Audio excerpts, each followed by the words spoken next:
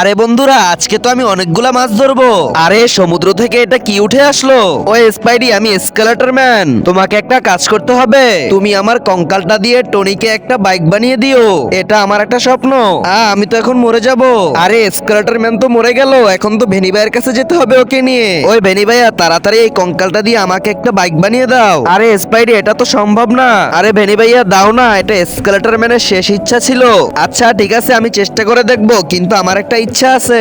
বন্ধুরা, তোমরা ভিডিওতে লাইক দিয়ে চ্যানেলটি সাবস্ক্রাইব করে দাও। আরে সেটা তো এখনই আমার বন্ধুরা করে দিবে, তারা তো স্পাইডারম্যানকে অনেক ভালোবাসে। ওই স্পাইডি, এই দেখ, তোর স্কেলেটর ম্যানের বাইক তৈরি হয়ে গেছে।